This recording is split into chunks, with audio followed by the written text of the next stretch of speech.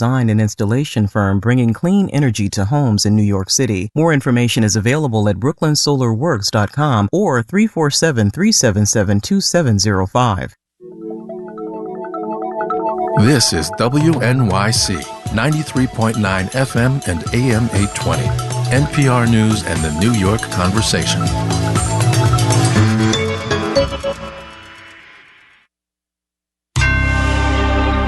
Marketplace is supported by Grammarly, offering Grammarly Business to help companies large and small communicate better and move faster with enterprise-grade generative artificial intelligence. Learn more at grammarly.com/business.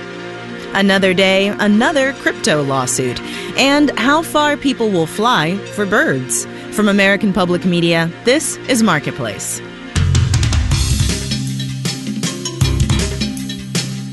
Marketplace is supported by JLL, a leasing, management, investment, and technology company dedicated to creating a brighter future for the world of commercial real estate. JLL.com. See a brighter way. And by BuySide from the Wall Street Journal, an independent commerce site designed to help consumers make smart decisions with their time and money. WSJ.com/BuySide. And by Invest Puerto Rico, the new nesting place for emerging companies, visionary entrepreneurs, and innovative technologies. More info at investpr.org. In Los Angeles, I'm Kimberly Adams in for Kai Rizdal. It's Tuesday, June 6th. Good to have you along. Just one day after suing cryptocurrency trading giant Binance, the Securities and Exchange Commission today sued another company, Coinbase. The crypto exchange is accused of trading cryptocurrencies the SEC says should be registered as securities.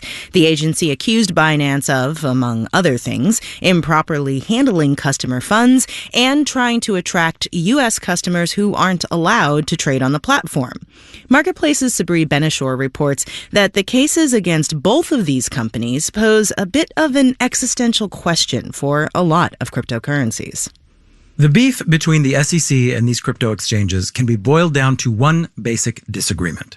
The SEC believes that many digital assets are securities. Zaim Asari is a fellow at the Berkeley Center for Law and Business. Are cryptocurrencies securities like stocks and bonds? Are they commodities like wheat and oil, or just their own thing? There isn't consensus on this topic. In fact, different federal agencies have different interpretations, she says, as they go about trying to protect investors and their savings from risk. But the answer to this question, whether cryptocurrencies are securities, makes a big difference. If any of the cryptocurrencies offered by these trading platforms are securities, then the SEC has jurisdiction. If not, the SEC does not have jurisdiction. But the ripples of these cases go further than that. Ron Geffner is a partner at Sadis & Goldberg. It's going to have material implications on the viability of the cryptocurrency industry. Binance may have to completely disengage from the U.S. market, says Jeffrey Blockinger, general counsel for Quadrata Inc. He says Coinbase may face a greater threat. Coinbase, whose principal customer base is American, in theory, this could have a significant negative impact on them and may even cause them to go out of business. Coinbase has 108 million customers, according to Reuters, and in March had $130 billion of crypto assets on its books. But beyond the exchanges that trade cryptocurrencies, Blockinger says some cryptocurrencies themselves may not survive being forced to fit neatly into a regulatory framework meant for stocks and bonds and corporations. They don't have boards of directors or annual reports. It's going to require some work to get these tokens to become registered securities, and whether or not it's even possible, I think, remains to be seen. At a hearing today, Chief Legal Compliance Officer for Robinhood, Dan Gallagher, was asked if cryptocurrencies that were somehow successfully classified as securities could just be traded like stocks through a broker. It's impossible without regulatory relief and infrastructure changes in the securities markets. For now, a lot of the regulatory questions around cryptocurrency look like they're going to get worked out through the courts. In New York, I'm Sabri Benishore for Marketplace. Also at the SEC this week, the restaurant chain Cava filed updated paperwork to take the company public. Now, a chain of fast casual Mediterranean-style restaurants becoming publicly traded wouldn't normally be that big news. But right now, there aren't many companies chomping at the bit to make initial public offerings of their shares on stock exchanges. So with a lot of companies waiting on the sidelines, what will it take to make IPOs cool again? Marketplace's Henry Epp reports. People who pay a lot of attention to initial public offerings of stock like to talk about what they call the IPO window. It's open when investors feel spendy, says Sarah Kunst of Clio Capital. Think of it like when you go on a shopping spree and you buy a bunch of stuff you don't really need because it's fun, right? Versus when you're like really looking at the bills at the end of the month saying, I'm only buying the necessities.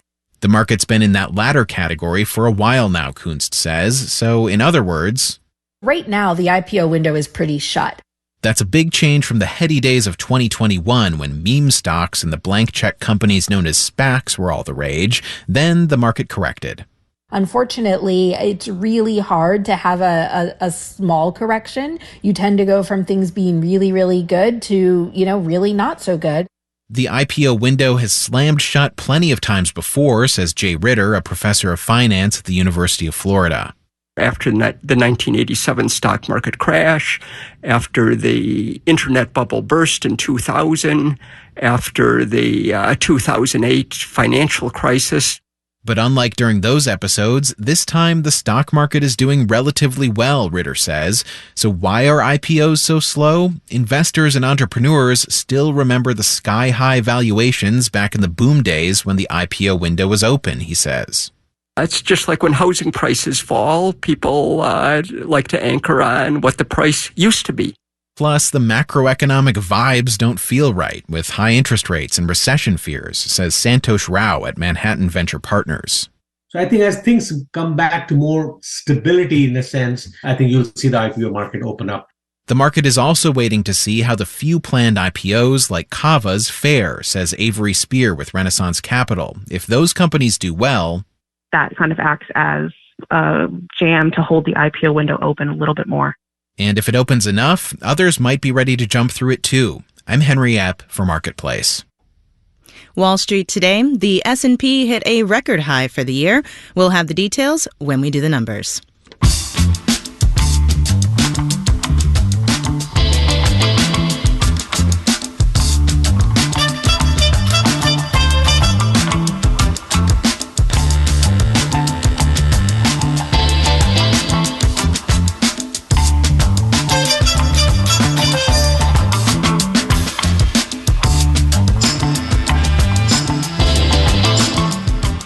One of the lasting effects of the COVID-19 pandemic is that a lot of people picked up hobbies you can do while alone or while social distancing, baking, knitting, playing an instrument, but also bird watching. Birding was a multi-billion-dollar industry in the U.S. even before the pandemic, and now there's a whole new crop of budding ornithologists. One bird identification app, eBird, saw an almost 60% jump in the number of users over the last few years, with more than 800,000 people logging their sightings. And not only are these new avian enthusiasts buying feeders and binoculars and cameras, some of them are also buying international plane tickets and taking their newfound hobby abroad. One of them, reporter Stan Alcorn, brings us this story. It started with a bird feeder, but after a month of lockdown in our Oakland neighborhood, my girlfriend and I were carrying binoculars and a paperback bird guide every time we went jogging. So we stopped our run because we're in a very bird-rich area. Yeah, we got 2 sparrows and 2 pigeons here. Sparrows, pigeons, crows. But then we traveled from California to Cali, Colombia. Buenos días a todos y a todos.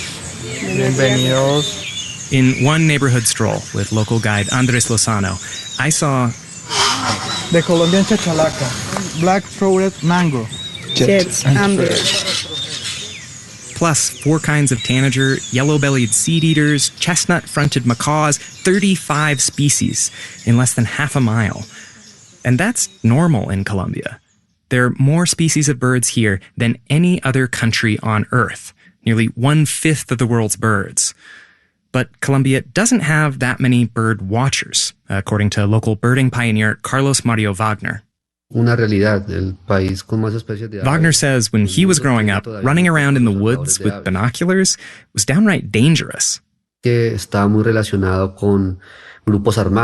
was something soldiers did for the army, right-wing paramilitaries, and left-wing rebel groups who'd been at war for decades. A person with binoculars or a camera out in the hills looks suspicious. Professor Jorge Maldonado set out to measure the economic potential of bird tourism right as it was becoming safer to get out into wild places. In 2015, when the Colombian government was finally hammering out a peace deal with the largest remaining rebel group, the Revolutionary Armed Forces of Colombia, better known as the FARC. Now we have the possibilities of access to places that before it was impossible to go. He estimated a 10-day tour of post-conflict Colombia could attract at least 280,000 birders just from the US and Canada. If this is going to happen, we are getting $46 million per year. The Colombian government doesn't count birding tourists specifically, but its annual tally of international visitors in general jumped by 1 million in the years after the peace deal. Then came the pandemic. So it was devastating. Now we are recovering again. One sign of the recovery is the 9th annual Colombia Bird Fair, back in person this year for the first time since the pandemic. I was one among hundreds of international bird nerds. There were workshops, lectures, even a competition to imitate the call of a chestnut-breasted wren.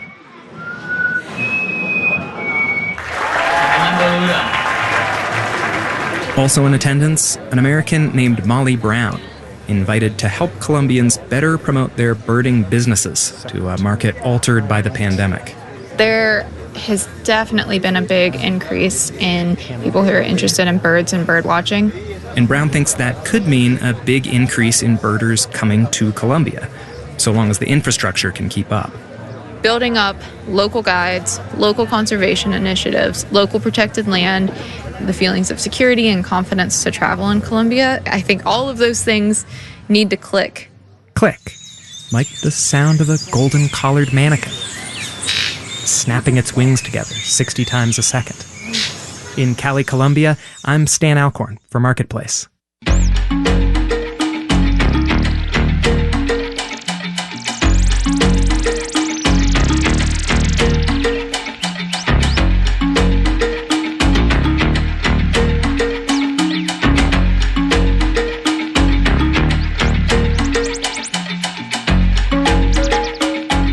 Coming up, people were basically paying for certainty. Can't put a price on it, but first, let's do the numbers. The Dow Jones Industrial Average rose 10 points to finish essentially flat at 33,573. The Nasdaq was up by 46 points, 1/3%, to close at 13,276. And the S&P 500 increased 10 points, 1/4%, to end at 4283. The World Bank released a new outlook today, estimating that the global economy will grow by just 2.1% this year, a full percent less than 2022. The agency's chief economist said that by the end of next year, 1/3 of the developing world won't be able to meet the per capita income level they had in 2019. Bonds rose, the yield on the 10-year T-note fell slightly to 3.68%, and you are listening to Marketplace. The Numbers is supported by Odoo, open source business apps that cover your company needs. Marketplace is supported by McDermott, Will & Emery, an international law firm helping clients make progress toward their goals by turning big ideas into actionable plans. Learn how McDermott makes the process as satisfying as the end result at MWE.com. And by Amazon Business. From small business to big enterprise and everything in between, Amazon Business helps simplify the supplies buying process. Amazon Business, your partner for smart business buying. And by Bitwarden. Bitwarden is a password management solution designed to enable employee productivity. Learn how Bitwarden can enable secure password management at bitwarden.com.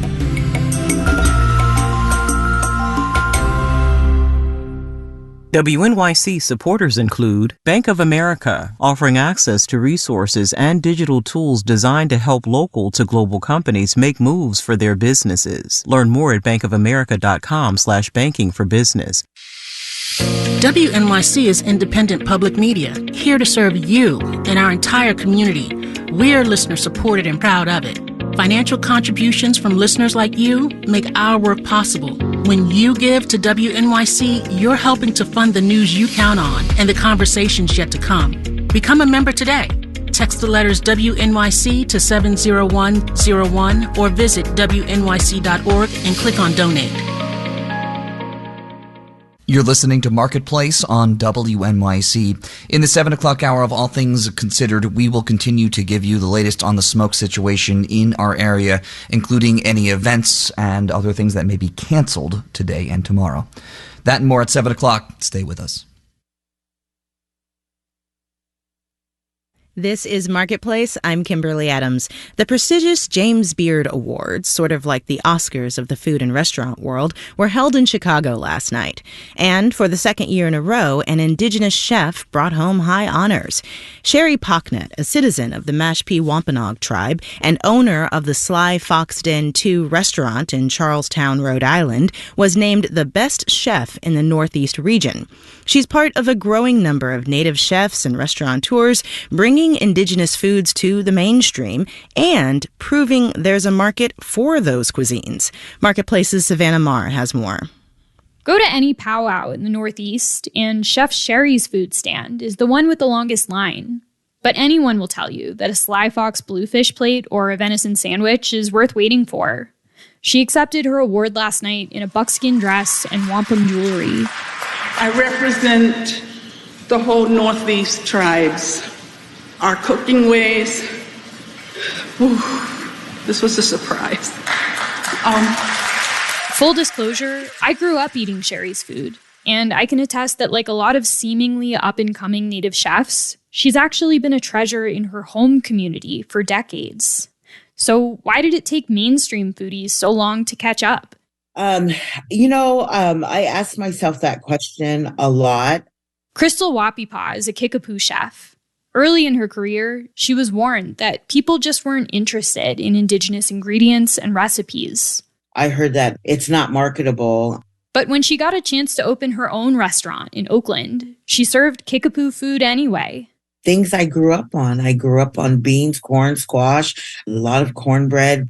She says Wapipa's Kitchen's customer base is growing alongside other indigenous restaurants that have opened since the start of the pandemic in the Twin Cities, Seattle, Oklahoma City. Hey, it's happening, man. We're rocking.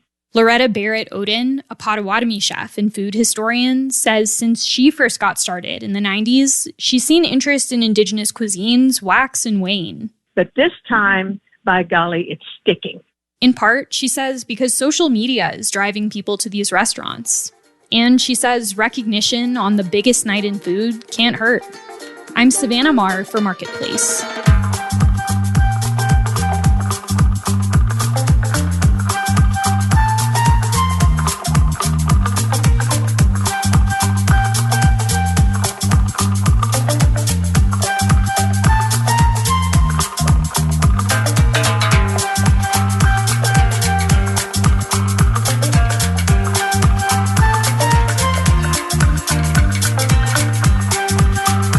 Starting a business is a tough job, even in the best of circumstances. Starting a business when you're new to a country is even harder. And yet, immigrants are more likely than people born in the U.S. to give it a go. The trend holds true even when you break it down by gender. Roughly 11% of immigrant women are entrepreneurs, compared to just 7.5% of U.S.-born women, according to the American Immigration Council. In Houston, where roughly a third of the workforce is foreign-born, Marketplace's Elizabeth Troval visited with some of these entrepreneurs. She caught up with them at a business expo held at a local mosque. In the carpeted dining rooms of the Dawoodi Bohra Mosque in the Houston suburbs, families mill around barefoot, going from booth to booth, where women business owners advertise their bakeries, clothing stores, dental services. These are Free Spirit roses. These are Pink Floyd roses. These are imported from Ecuador. Standing in front of boxes of hot pink, mauve, and orange flowers, Umahani Karimji talks about her floral design business, Beginnings by UK. I started out doing small backdrops for my daughter Zara. Birthday parties and that kind of a thing. People started to take notice, asking her to do weddings and other events. Referrals grew within the tight-knit Shia Muslim community. Actually, I was like, you know what? I think I can do this. I think I can do this as a business. She opened just as the pandemic hit. The timing allowed her to avoid the setbacks other flower services faced. I can't imagine having so many weddings booked that year and then just having to close everything down. She used the downtime to read books and watch tutorials about how to care for fresh flowers. When the pandemic subsided, her business took off. People just want to celebrate more and more after the lockdown. Now, Karimji is working 4 events a week from her studio space and managing higher costs. That same rose that I used to buy, within like a year, it's doubled in price. One of the things that keeps her going is the memory of her daughter, Zara, who passed away 2 years ago at the age of 4. This is something for me that's personally very therapeutic. I feel like she loved flowers so much, so somehow I kind of feel closer to her because she is the inspiration of why I started this. Originally from Kenya, Karimji is one of more than 1 million foreign-born female business owners across the country and among dozens at the expo. This is a labradorite set in sterling silver, and we have jewelry store owner Tasneem Plummer shows off bracelets and rings with colorful gemstones. At 38, Plummer came to the U.S. from India with her husband and kids and a big dream. I wanted to explore the jewelry market in the United States. She worked retail at Macy's first to get a sense of the American jewelry market, but she decided it was time to strike out on her own. She quit Macy's, then I was diagnosed of breast cancer. Even while doing chemo, she kept going to flea markets to sell her jewelry. She remembers her first sale, a sterling silver ring with small emerald for $20. Now, she sells 6 figures worth of jewelry a year from her store, and she's not stressing about the uncertain economy. There are still people in the world who still want to buy jewelry. Also here is Sharabanu Katabi from Karachi, Pakistan. It was her passion for cooking and desire to help her family financially that led her to open Barbecue Village, a nearby restaurant that specializes in kebabs. My grandma and my mother-in-law, they are very good chefs. Katabi learned how to prepare large-scale meals while working for the mosque's community kitchen. The congregation also helped her with seed money. They give me the good amount of loan without any interest for long periods. While she says her food is still affordable, she has raised prices a little. We can change the price a little bit high, but not too much high. Not too much high. Katabi says in Pakistan, she would never be able to run her own eatery.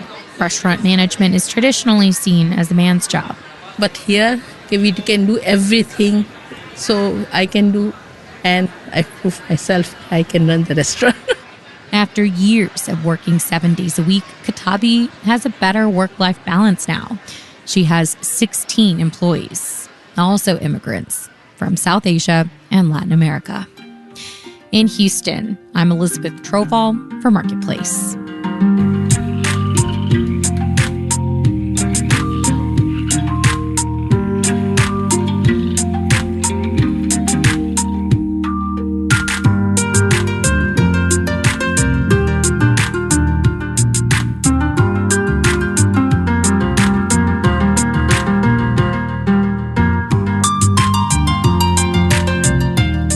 For many people living in densely populated cities, something as simple as parking can become a daily frustration. Looking for a secure location to park for a few hours while shopping or attending a concert or even just going to work ends up costing money and time. But like many others, the parking industry was hit hard by the pandemic. Revenue for folks in that business dropped 56% in 2020. But now, many lots and garages are starting to recover. That's the story for today's My Economy.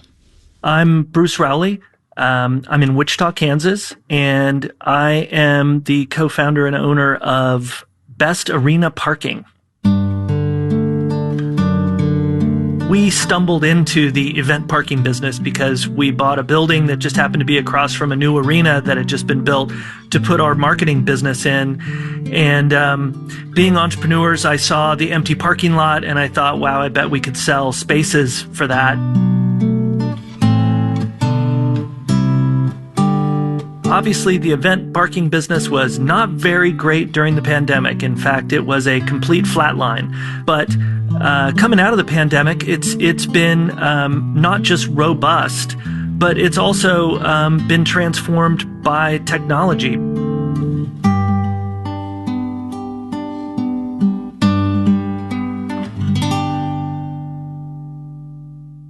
One of the things that I think the pandemic did was get everybody really, really comfortable with paying online and using QR codes and all that kind of stuff.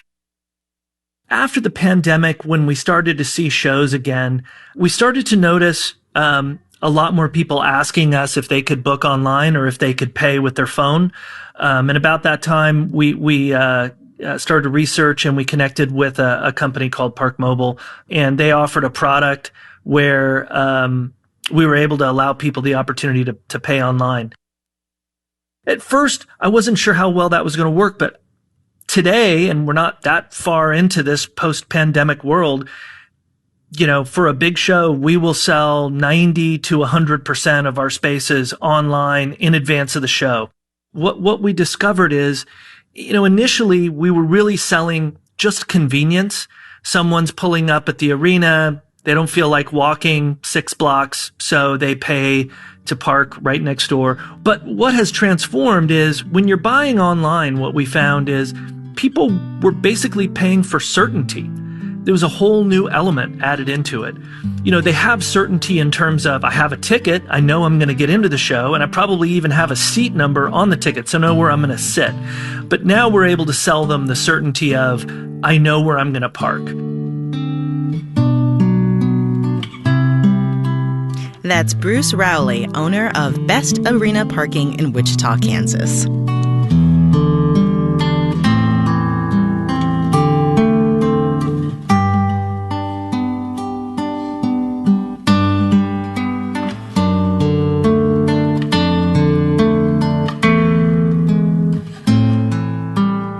This final note on the way out today. Remember back in February when Starbucks got all that attention for putting olive oil in its new coffee drink? Well, not a company to let the buzz die down on the unique combination. Now, Starbucks says it will offer the drinks at more locations across the country. So, if you've been curious about trying the Oleato, about a third of the company-owned Starbucks will have it after this latest push. I, for one, am going to take a pass.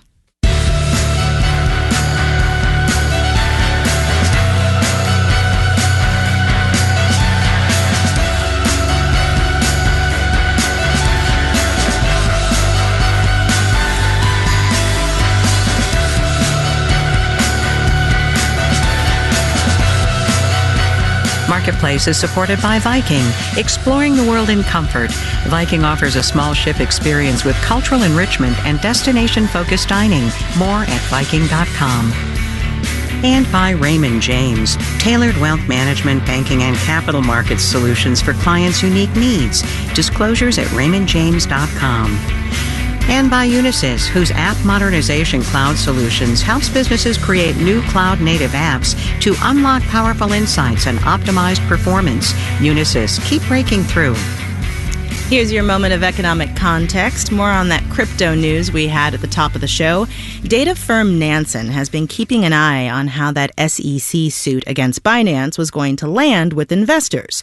Short answer, not well at all. In the 24 hours or so after the announcement, the exchange had a $1.43 billion negative outflow as Binance users rushed to get their crypto assets out of the company.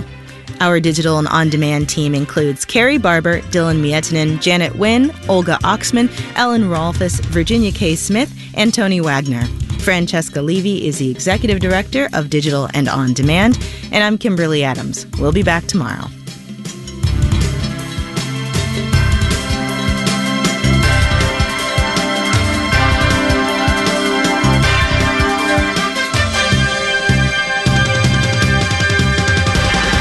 This is APM. Support for WNYC comes from Hudson River Park launching its 25th anniversary.